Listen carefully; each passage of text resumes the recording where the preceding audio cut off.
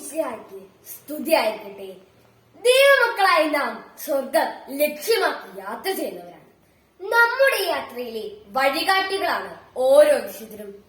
ജീവിതയാത്രയിൽ വഴി തെറ്റാതിരിക്കാൻ നമ്മെ സഹായിക്കുന്ന ചൂണ്ടുപലകകളാണ് അവർ. അവനും അവൾക്കും വിശുദ്ധരാകാമെങ്കിൽ എനിക്കെന്തുകൊണ്ട് ഒരു വിശുദ്ധിയായിക്കോണെന്ന് ചിന്തിക്കാൻ ഓരോ വിശുദ്ധരും നമുക്ക് പ്രചോദനമേകുന്നുണ്ട്.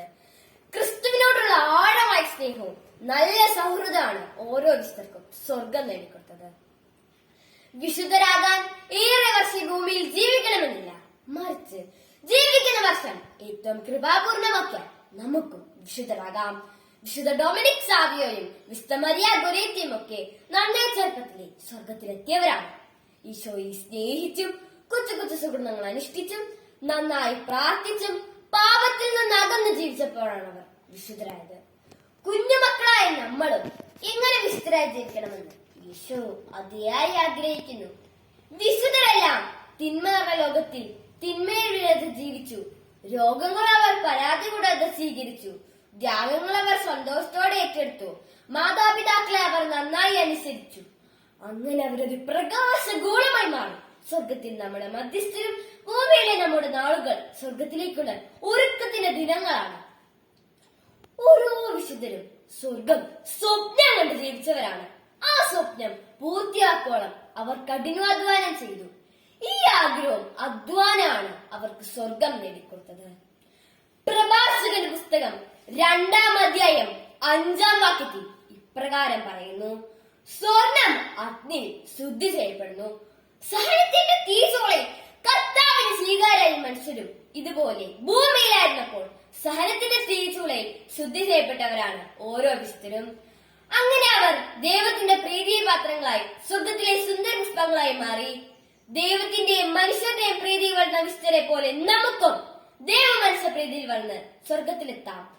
വിശുദ്ധർ അനേകർക്ക് സ്വർഗത്തിൽ നിന്ന് മധ്യസ്ഥമാകലെ പോലെ നമ്മുടെ ജീവിതവും അനേകർക്ക് പ്രചോദനമേകട്ടെ. വിശുദ്ധിയിൽ മുന്നേറുവാൻ വിശുദ്ധ മധ്യസ്ഥം യാചിക്കാം. വിശുദ്ധർ മരിച്ചവരല്ല, അവർ ദൈവികമായ ദേഹത്തിൽ നിന്ന് വിടപ്പെട്ടവർ മാത്രമാണ്. ദൈവസന്നിധിയിൽ ജീവിക്കുന്നവർ നമുക്കായി പ്രാർത്ഥിക്കുന്നവരാണ്. ഇതിനുത്തമ ഉദാഹരണങ്ങളാണ് വിശുദ്ധ കൊച്ചു തെരേസ്യ, വിശുദ്ധ ഫ്രാൻസിസ് അസീസി, വിശുദ്ധ മദർ തെരേസയുമെല്ലാം. ഒരു പുണ്യവതിയാകണമെങ്കിൽ വളരെയധികം സഹിക്കണമെന്നും ഏറ്റവും ഉത്തമമായി തെരഞ്ഞെടുക്കണമെന്നും തന്നെ വിസ്മരിക്കണമെന്നും ഞാൻ ഗ്രഹിച്ചു. ചെറുപുഷ്പ മിസ്സലിംഗിന്റെ മധ്യസ്ഥയായ വിശുദ്ധ കൊച്ചു തെരേസ്യ വാക്കുകളാണിത്. അതെ, ഒരു പുണ്യവതിയാകണമെങ്കിൽ സനങ്ങളെ സന്തോഷത്തോടെ സ്വീകരിച്ച് കൊച്ചു കൊച്ചു ത്യാഗങ്ങൾ അനുഷ്ഠിച്ച് കരുണയുടെ തിരുനാളമായി മാറണം.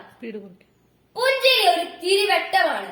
സങ്കടപ്പെടുന്നവരുടെ മുഖത്ത് നോക്കി കരുണയോടെ ഞാൻ പുഞ്ചിരിക്കും. മിസ്സലിംഗിന്റെ സഹമധ്യസ്ഥയായ വിശുദ്ധ അൽഫോൻസാമ്മ നമ്മളോട് പറയുന്നത് പോലെ മറ്റുള്ളവരുടെ കരുണയോടും സ്നേഹത്തോടെയും പെരുമാറണം.